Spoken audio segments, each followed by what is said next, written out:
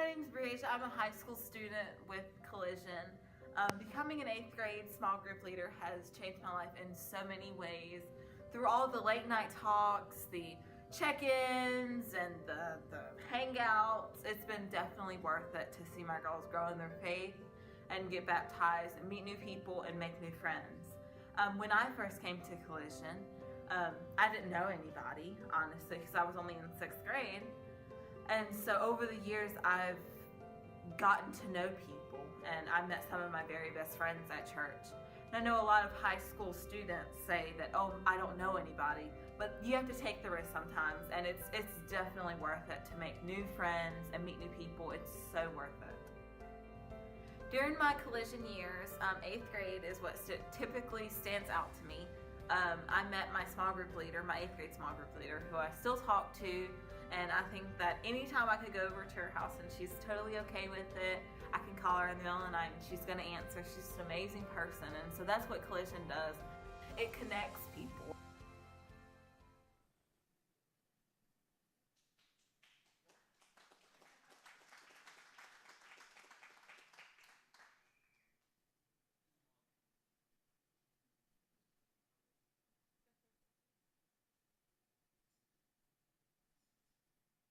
Check, check. Oh, here we go. Good morning. How is everybody doing this morning? Doing good? That's good. My name's Christian Gladney. I'm an 8th grade student in the Points Child or Student Ministry. And we've come to the time in our service where we get to give back and make a difference. Through offering, we believe that going through offering to honor God, give back to God what He's done for us. And there's multiple ways you can do this. There's one where you get your mobile phone, point out, and it takes one click, go through the offering. And there's other ways, if it can pop up in a second, for it. There we go. In-person giving online you can go to the Points website, or you can text to the Point. But yes, we believe that through offering, we can help people out. It can change people's lives. And if you're sitting down in the audience right now, if you look under your seat, there should be an envelope with a pen. Just fill that out for the offerings. And whenever the First Impressions teams come by, just pass the basket, put it in if you need to, if you want to. It'd be great if you could. But yeah, speaking of the First Impressions team, I'd ask for them to come to the front. There we go. Anyway, so while they're doing that, I want to just quickly go over my time as a middle school student in the child ministry. It's really a great experience. As I'm going through 8th grade, which 8th grade really sucks, by the way. It's terrible. The thing is, it's going to get worse as I go on. So, but anyway, as I'm going through a stressful year, getting ready for high school, as a young adult, I'm trying to better myself, and whenever I go through stressful times, sometimes you can forget about God. And being able to come every Wednesday, it really reboots me. It really lets me be able to continue my journey through Christ.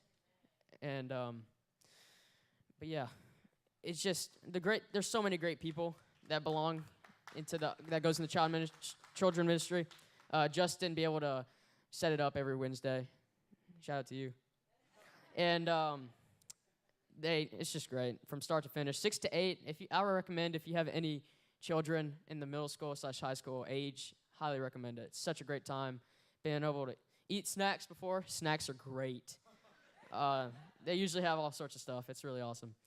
But and also, my group, 8th grade group, great. We got a lot of really great friends. I got really good friends in the group, and an amazing group leader. Pet in the back, come on up here. He's such a great group leader. He might not say it, but he is. Such a great. We all give Christian a round of applause for him, please. Yeah, thank you. Thank you. Good job, buddy. Oh, thanks, bud. But yeah, Pet, he's such a great group leader. Really inspires me to be better as a growing teenager, being able to teach me lessons that I can use for my daily life. And that's it for the offerings. Thank you. And put your attention to the front, please. What are we here to build, boys? Fight, spirit, community. The 3 pillars. Now, before we begin, we have a new member to initiate today. Randall, come over here. Fathers. Randall, how old are you, son? 9. 9 years old. Fine age. Do you think you have a good life? Yeah, I think so. Good. Good. I hope you always have a good life. But as you get older, you might start to find that things get harder. The world isn't always a kind place. As Randall's father, you are his foundation. Come lie down, as if you're gonna do a push-up. Randall, climb on your father's back.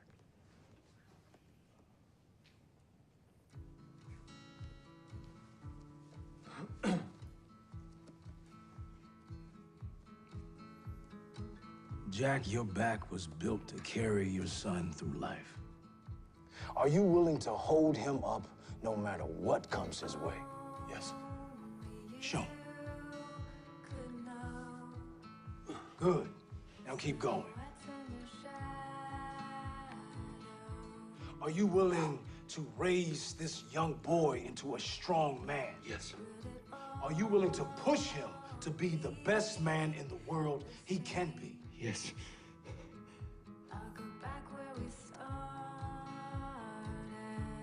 I cannot lose my son.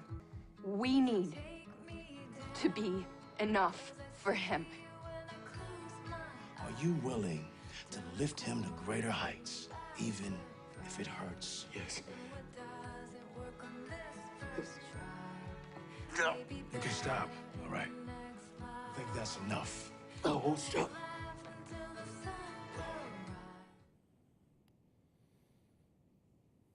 I don't know about you, but every time I watch This Is Us, I get all the feels. It just makes me a little emotional. So my name is Justin Wallace, and I'm the student pastor here at the Point Church, and I have the honor of coming before you this morning and teaching a little and sharing a little of what God's put on my heart and what he's doing in my life. And really, the students, even the ones on the stage, the ones behind the stage, can we just give it up to them just for a minute?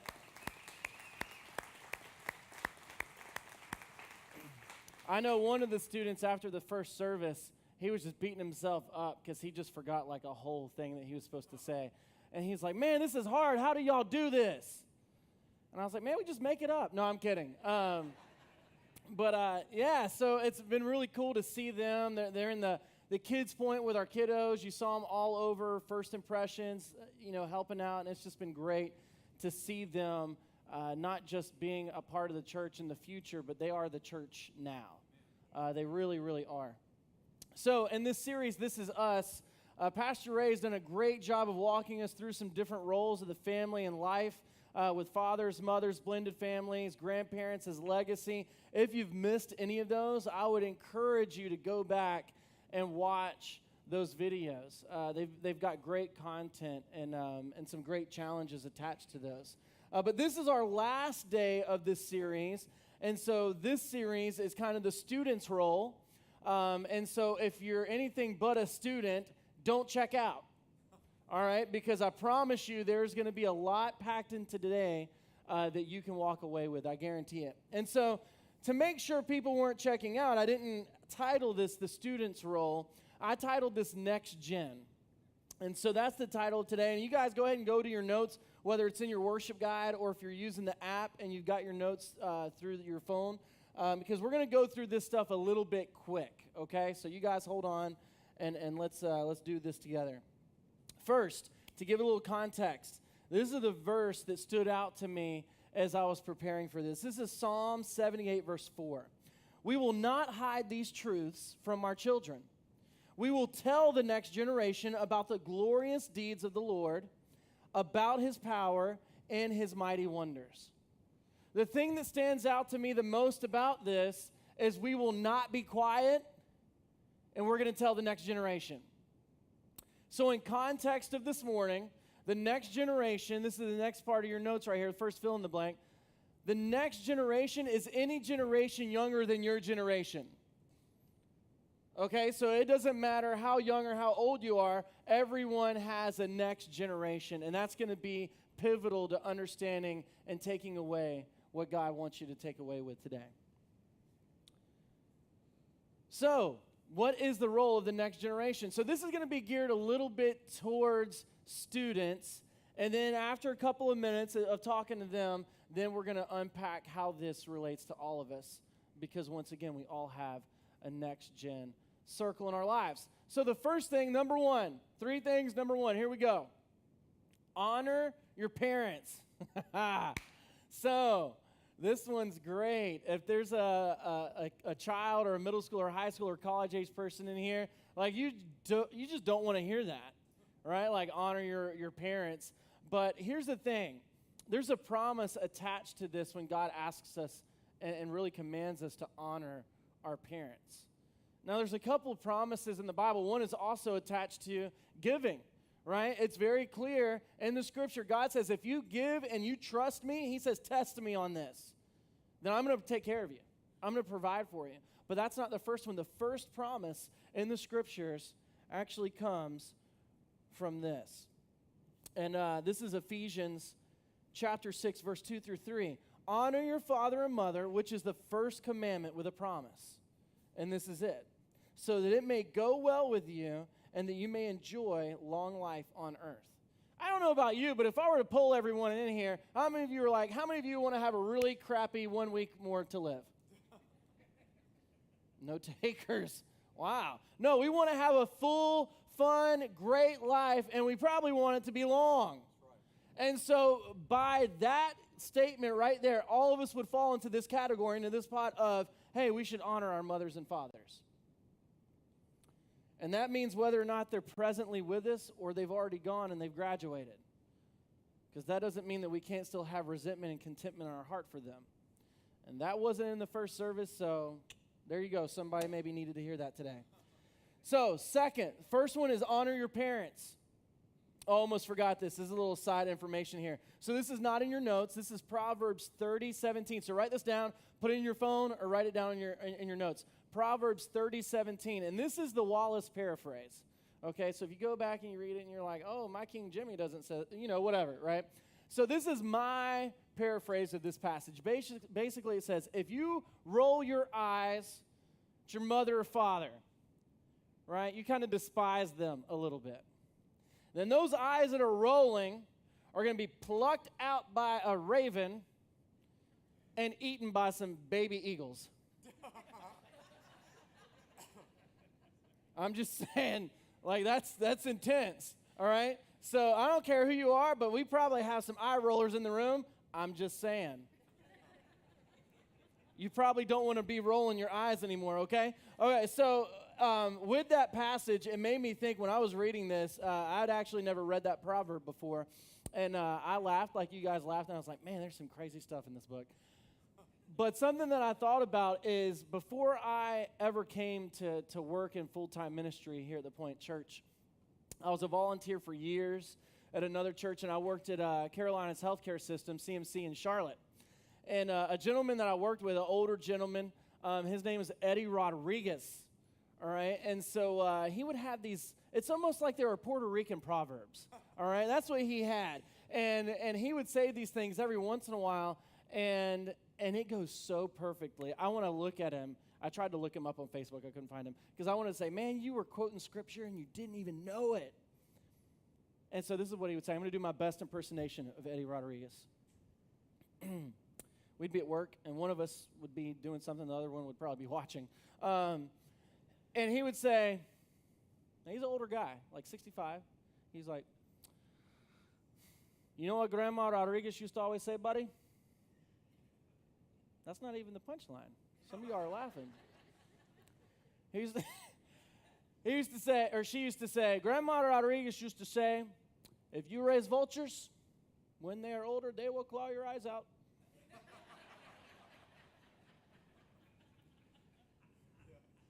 Some of you have some scratches on your eyeballs because you raised vultures. Oh, some of y'all stopped laughing. Man, sorry about that. But here's the deal. If you raise vultures, right? When they're younger and they get older and they claw your eyes out, guess what? Vultures are going to do what vultures do.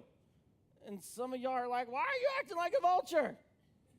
When you raise a vulture, when they're older, they will claw your eyes out. Thank you, Grandma Rodriguez. Those were great words of wisdom. All right, so number 2, here we go. Number 2 in your notes. Love God with all your heart, soul, strength, and mind. A lot of us in the room, we've heard this, but it is so hard to do. It is so hard to do on a consistent basis. I see students in our ministry area. We have a 180 weekend, which is a discipleship weekend, and kids are like, man, they're excited. They want to read the Bible. They want to, all this stuff. Man, we go to summer camp. They want to read the Bible. They want to tell their friend about what God's doing in their life, and it's great. But then there's like these peaks, and then boom, and then valley. And I think as adults, we're no different. We have those moments where God speaks to us, but then it's just like boom, and then we go back down into the valley. So it's hard to have that consistent passion to love God with all of our heart, soul, strength, and mind. And this comes from Deuteronomy, but it's also in Luke 10:27. Love the Lord your God with all your heart, with all your soul, with all your strength, and with all your mind. And here's something that I think is interesting. A gentleman named Frank Turk, who he's written quite a few books. I believe he's either the co-author or the author of I Don't Have Enough Faith to Be an Atheist. And so he's an apologist. Now, what that doesn't mean is that he goes around apologizing to people. All right, if you're not sure what that is, it's defending your faith, and he uses his mind to have conversations with people. And this is what he says. This is not my words. These are his words. He says, you don't get brownie points. He's talking to believers, right? Christians, people who claim to be Christians. You do not get brownie points for being stupid.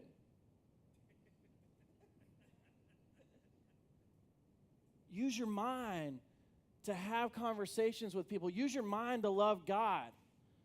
Don't see how science is over here and God's over here. See how they blend together, and God's like, look at what I did for you. Use your mind to love God. Number 3, this one, oh man, I didn't want to put this one in the notes. My goodness. Number 3, love your neighbor as yourself. Now, you would think that teenagers would be the best at this because they truly do love themselves so much. Just like their parents do. Right? We love ourselves so much. So this is a challenge that I thought about throwing out to my teenagers, and then I'm thinking, man, I could throw this out to everyone, and it would kind of reveal some things about us. What if for every like that we got on Twitter, Facebook, Snapchat, whatever, Instagram, for every post that we put out there and we get a like for, we like 50 other things? Oh, man, that's been like my whole day liking stuff, right? For some of us, because we're so caught up with, man, I want people to like me. Oh, man, 50 people responded to this. Sweet, people care about me. And then it could go the opposite way. No one looked at it. And I don't care. It affects students. Whether or not they admit it, it affects you adults. It affects us all. And we can get wrapped up into that, and that's all about self. Man, love your neighbor as yourself. If we love people the way that we love ourselves, it would blow this area away. And it's a hard thing to do.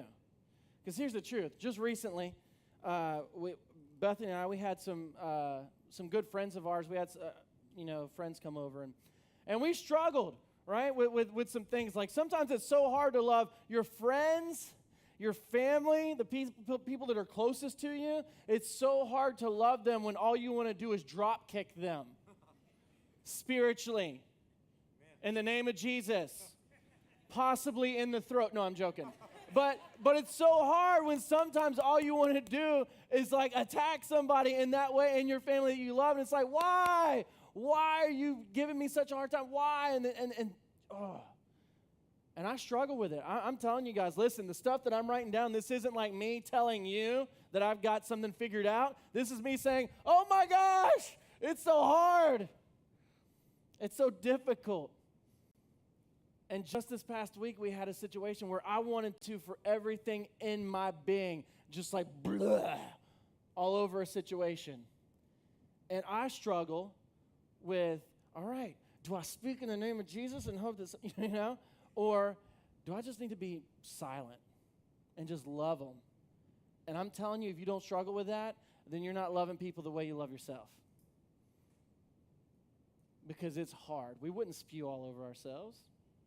And it is so stinking difficult to love people and see people the way that Jesus sees them. Okay, so those three things: honor your parents, love God with all your heart, soul, strength, and mind, love your neighbor as yourself. That seems pretty simple. If we did those three things, our lives would be totally different. And once again, we're talking about that next gen, how you can be pouring into others, how you cannot be hiding that truth and sharing this truth with others, right? Whether you're a parent, grandparent, foster parent, guardian, a step parent, you could be a coach, a teacher, small group leader, whatever. We all fit if there's a next gen that's under us, but there's a dilemma. The dilemma is, by a study done by the Fuller Institute a few years ago, 80 to 90% of teens who are raised in the church, right back there in Kids Point right now, 80 to 90% of them, by the time they're in their second year of college, will walk away from the faith. That should freak us out in so many different ways. It makes me sad. It breaks my heart. It ticks me off, if I'm being honest. And it stirs me. It does something inside of me, not just because I'm the student pastor, right? Part of that, yes. But I've got 3 kids that are getting older. Actually, I've got one 8-year-old that thinks she's 16. I said, that's great. Get a job. Right? And so, but what in the world am I doing to not allow them to be caught in that 80 to 90%? Because the crazy thing is, whether you believe this actually happens, it does. It blows my wife and I away sometimes. But we have had parents come to our student ministry and say, hey, you need to fix my kid. They need Jesus. I've got a job for you this summer. These are things that people have said. It's not make-believe. This is real life. And for the one person that's like, hey, I need, fix my kid. They need Jesus. My first response is, sweet, when can you meet? Because we need to fix you before anything happens with your kiddo. Because the truth is, Mama, you may have raised a vulture. So what I didn't tell you, though, is that 60% of those same group, the same group that walks away, 60% of them do come back to the church later on. But I'm still angry about the 80 to 90, okay? I'm not saying like, whoo, let's take a deep breath. I mean, some of them come back as they're a little older. Sometimes it has to do with marriage. Sometimes it has to do with, well, now we have a family. And so the conversations of, well, I want my kids to go. But even though I wasn't going the last decade, all that stuff happens. And so a chunk of them do come back to the church. But I'm so frustrated, and I want to make a difference on that 80 to 90%. As a church, as a community, we should want to destroy that 80 to 90%. Okay, so we're going to keep tracking here. I'm going to speed up a little bit so you guys track with me. The influence of parents is greater than all other influences. Now, if you're a parent in here, you may have almost just laughed out loud. But it's the truth. Studies show it again and again and again. Yes, they're friends. Yes, their boyfriend or girlfriend. Or yes, they're baseball teammates. Or yes, whoever. Yes, media. It's all there and it's all real. But by far, the greatest influence in a young person's life is their parents and that circle of influence around them. It's funny. I just heard yesterday a couple sharing about a couple that they know. And they said, yeah, they've got 3 kids, and they refuse to use the word no. And I said, oh, how old are their kids? 5 and under, all 3 of them. And I said, that's fantastic. I will love to see them when they're preteens and they're driving their parents' car, like all over the place. Because they don't use the word no. I'm like, man, I wish, and I wanted to give this person my notes beforehand and be like, hey, check out this part where it says, if you raise vultures, they will claw your eyes out, right? I just wanted to let them see that and know it. Because, yes, it's true, it's real. But even though parents have great influence, we have to be careful with that. Colossians 3:21, fathers. Now, this says fathers, but I'll just be honest. This could be fathers, mothers, stepmothers, stepfathers, parents, grandparents, guardians, foster parents, whoever. Coach, teacher, whoever it may be, right? That circle of influence. Fathers, do not aggravate your children or they will become discouraged. There's a point where you can push, but then you have to sit back and love. And it is so hard to know the balance between those two, to push them to do something and to watch them to fall. I've got a video really quickly I want to show you guys of something that took place yesterday.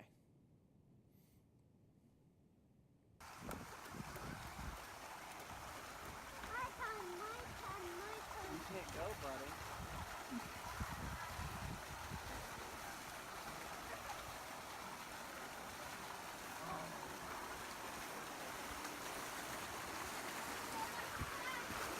Go, buddy, go! Woo! Yeah, buddy. Oh, my goodness. Now, I will tell you right now, that boy is a stud. All right? That's my middle child. He's 5, and his name's Brecon.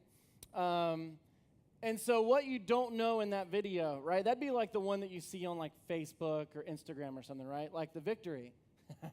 What you didn't see 20 minutes before that is, I'm not going to go down the slide. Never. What in the world is never? Like, you mean never? Never. And so, like, he is pitching a fit. He is crying and all the things. But here's the thing. He wants to go down the slide. But at our pool, you can't go down the slide unless you know how to swim. So that was the issue. Trying to get him to, so we went through all these steps, right? I'm like, okay, first step, buddy, you got to learn that if you go under, you're not just freaking out, and drinking a bunch of water, you know? You got to figure out how to just hold your breath and stay calm. So this was so much fun. First thing we're going to do dunking.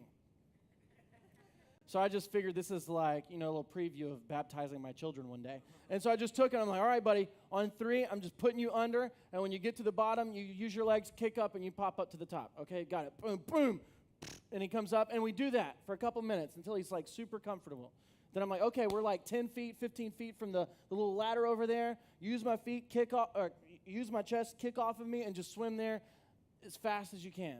And he's learning, so he's not a great swimmer by any means. So he finally gets there, and we do that again and again and again and again and again until he's super comfortable. And each time, after every phase, I'm like, you ready to go down the slide? No, never. I'm like, okay. And so we do another stage. We do another thing. Then we get him out on the outside of the pool, and we get him to jump in and then swim to the ladder. So we're doing all this stuff, all these different steps and stages. So finally, he walks over to the pool, and I'm doing something with the youngest. I think I'm with Colden at this point. And then all of a sudden I look up, and like there's a crowd of people, and Bethany and Addie and the lifeguards are over there. Everybody's like, come on, come on. And I look, I'm like, hey, what are you doing? I did all this work. Stop it.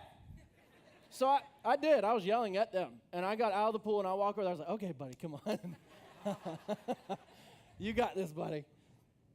And so I walk over there, and then you guys saw what happened. He goes in the pool, and he swims over to the side, and we're freaking out. We're cheering him on. But isn't that the goal of parents?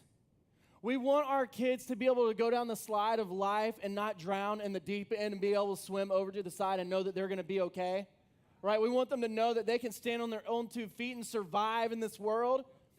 And whether it's sports, right, with baseball, I teach them all these different steps. All right, put your bat out, okay? That's the sweet spot. You want to hit that, okay? Now put your arm up. All right, spread your feet, bend your legs, you know, all these different things, all these steps. Same thing with swimming, all these steps, so he wouldn't drown. And something hit me, and it crushed me. As a father, what kind of steps am I laying out for him to be able to go down the slide spiritually? How are we doing that? How are all of you guys doing that? Regardless if you have kids or not, you have a circle of influence that's the next gen. What are you doing, to go back to that first scripture, to not hide these truths? How are we preparing people? I'll tell you this quick little story, and then I've got a video for you. So something in our student ministry that we do is our family ministry here, students and kids, we're orange. Right? And there's a lot more I could tell you about that. But in a nutshell, this is what you need to know. Orange is a partnership. It's yellow, the light of the church, the light of Christ. And then there's red. You have this passion, this heart of the home.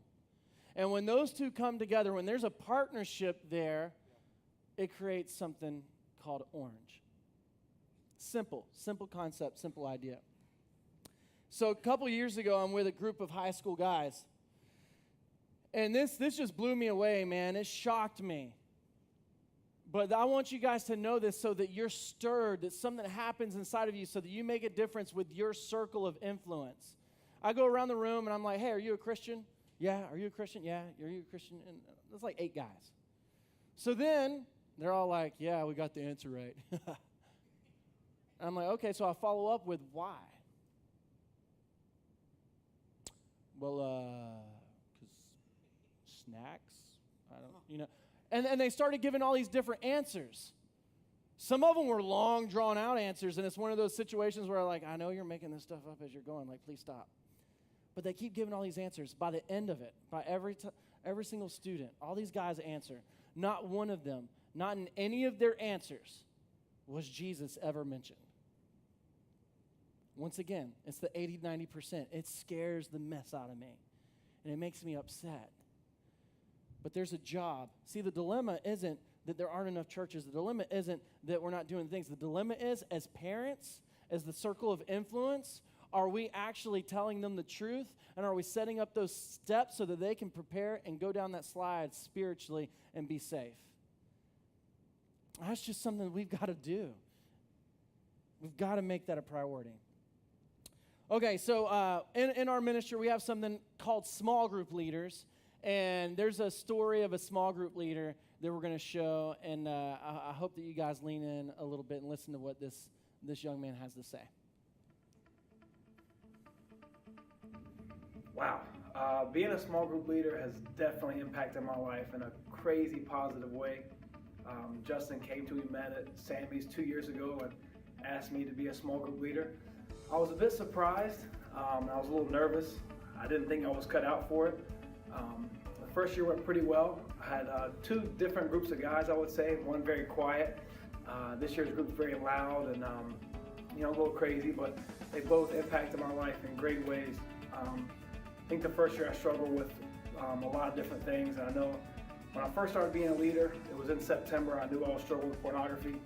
And I came and met with my group one night. And God just spoke to me and said, how can you be doing those things at home in the dark and come and talking to these boys about those types of things when you're doing something wrong at home? And I knew I couldn't lead those guys doing stuff like that. So I just kind of quit cold turkey and prayed about it all the time. And I've been free from that for almost over 2 years now, and I'm really proud of that. That's one way that those boys have impacted my life, just kind of putting pressure on me almost without them even knowing it. Having to come to them every week and pray with them and talk to them and just being a leader and being a light in their life. That's probably the biggest impact they've had on me, and also just being more confident in my walk with Christ. Making myself read the Bible more, because I'm going to come and teach them that I have to know what I'm talking about.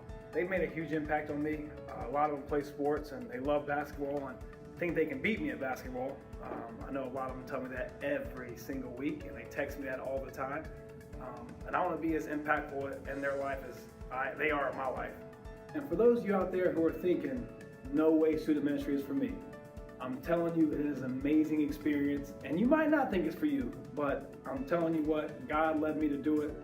He put Justin in my life for a reason, and he can impact some kid's life in ways you can't even imagine. And they can impact your life just as much. It's so much fun. I look forward to it every single Wednesday. And I think it's something that everybody should at least think about and give it a try, especially if God's telling you to do it. So that's a powerful story. That's an incredible story. But something that you didn't hear him say, Justin took me to Sammy's and invited me to come babysit some guys. Even though sometimes if you ask him, it may feel that way. But he decided, you know what? I'm going to make a decision to invest. And this is the next thing. The next generation needs a circle of influencers investing over a period of time. So not only did he serve with these guys this past year, but he's moving up to high school with them. And he said, you know what? I can see some of these guys being friends with me for life, and I'm going to go all the way through high school with them. That's a powerful thing. He believes in that investing in them over the long haul. So student ministry here, we call ourselves Collision, and we believe that's when life and faith collide. That's what we're all about. And we're about students loving, becoming like, and sharing Jesus. And we think that collision happens best when we partner with parents. Now, what I'm not going to do is I'm not going to say, hey, you know what? Did you hear Pet's video? He said maybe you should try this out. I'm not going to say, all right, who wants to sign up? Because the truth is, some of you may sign up because in the moment you're feeling it and everything else. But the truth is, I only want someone to come and talk to me or any of my leaders with these shirts on today and just say, hey, you know what? I want to find out more about this ministry because I'm interested in investing in a few. If that's something that's on your heart, man, by all means, come and find me. But it's not, we don't babysit. We invest in young people's lives to try to crush that 80, 90%. So what? This is the so what today, guys. We all have a next-gen circle of influence. We all can invest in someone. We all can invest in someone. Whether you're a parent, again, you could be a step-parent, you could be a coach, you could be a teacher, you could be anyone, you could be a bus driver. It doesn't matter what you are. If you have a circle of a generation that's younger than you, you can invest in them. So now what? Know your next-gen circle and be intentional with your influence. Be intentional with your words. Be intentional with your conversations. Students that I haven't seen in a couple of years who've graduated, in the first 5 minutes of our conversation, probably sooner than that if you ask some of them, I'm like, hey man, how are you in Christ? How are you in Jesus? And some of us just don't ask those questions. We are so good at like the surface. Man, are you going to watch the finals game tonight? It's going to be all, and that's great. We could connect, but do not hide the truth. We need to show it to the next gen, no matter what circle you're in. We all have a next gen. So as you walk away today, you've got this little orange candle. It says next gen on it. I want you guys, as one per family, I want you to take this candle and put it in your bathroom and face it towards you, right? So that you see that next gen. I want this to be a reminder that you have some kind of an influence over the next generation. To not hide the truth, but show them the truth. What are you going to do with that influence? Now, don't burn the candle. Well, and it's not scented, so it's not going to do you any good. But take one of these as you guys leave. We have one more thing today.